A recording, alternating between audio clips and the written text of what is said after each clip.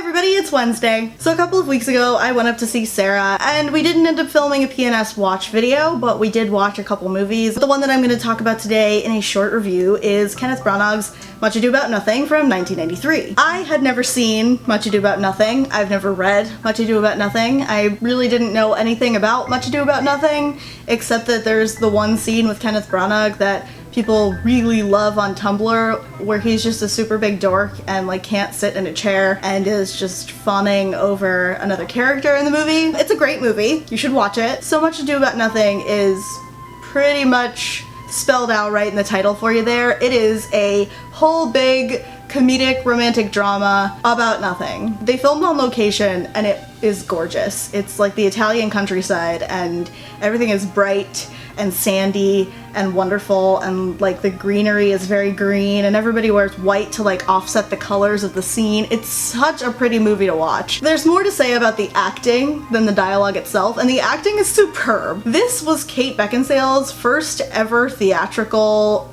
role. She plays a character that doesn't have a lot of lines or anything. She plays Hero, who is central to the story but doesn't have a lot of active power within the story, and that's okay because a lot of the other characters do. So the movie opens and the members of this small rural Italian village are just kind of hanging out, and Emma Thompson is just hanging out in a tree eating some grapes. I don't know if I've ever been quite as attracted to Emma Thompson. She has a good emotional range and I like that a lot, and her chemistry with Kenneth Branagh in this movie is real. You can feel it, and it's because they were married. Also, they're both really good actors, but they were married at the time of filming this movie. Kenneth Branagh is fantastic as Benedict. I didn't know if I was gonna like Benedict when he first shows up. The first time Benedict really opens his mouth, he's like, Hero's fine, but like, have you seen her hot cousin, Beatrice? She's like the most gorgeous person in the world, but I can't get married. I'm gonna be a bachelor for life. So the men come riding into the village in slow-mo,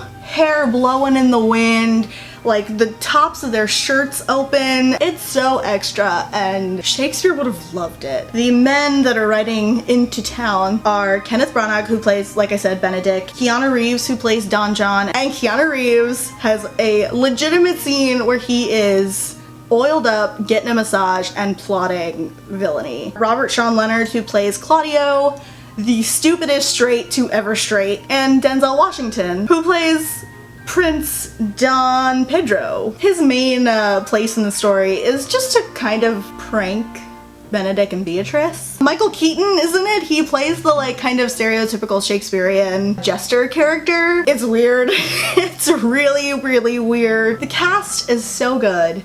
The music is perfect. The set is gorgeous. Sarah and I have a lot of headcanons about these characters. Like, Don John is gay. That whole scene where he is oiled up, getting a massage, is super gay. But he's not the only one, which is what makes that not such a bad thing. Sarah and I picked up on some pretty like heavy bi vibes from Beatrice. Benedict especially, who has a whole soliloquy about how he's gonna be a bachelor for the rest of his days and he can't have his dick tied down to any one person.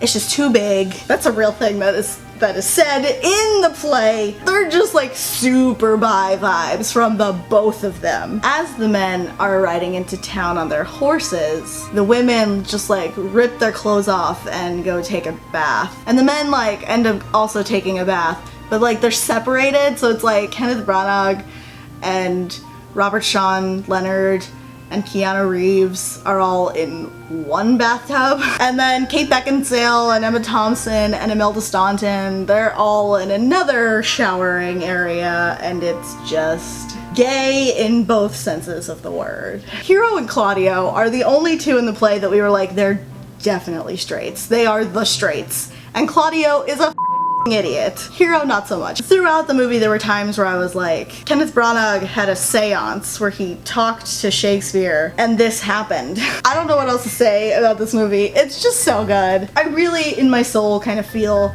that this is exactly the way that he intended this play to look. Obviously, I don't think he had like time traveling powers or the ability to see so far into the future that he could predict the invention of cinema, but I think it would make him very pleased to know that this is how we've handled his material. There is a production with David Tennant and Catherine Tate, and apparently it is so good. I would love to watch it. Thank you so much for watching this video. If you liked it, please give it a thumbs up. In the comments below, let me know what your favorite thing about Much Ado About Nothing is, if you've seen this movie or any production. If you know how I can get my hands on a copy of the version with David Tennant and Catherine Tate, definitely let me know that. If you haven't seen this movie, you definitely should.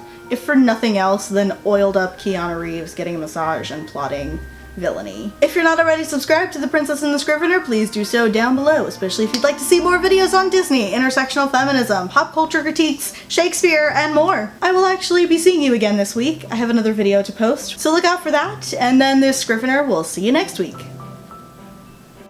This is what I was looking for, slideshow. These are all pictures of me as a child, preschool. I was a small, this month was not supposed to be Shakespeare month. It was actually supposed to be Black History Month, and I kind of just used that and Valentine's Day to talk about Shakespeare.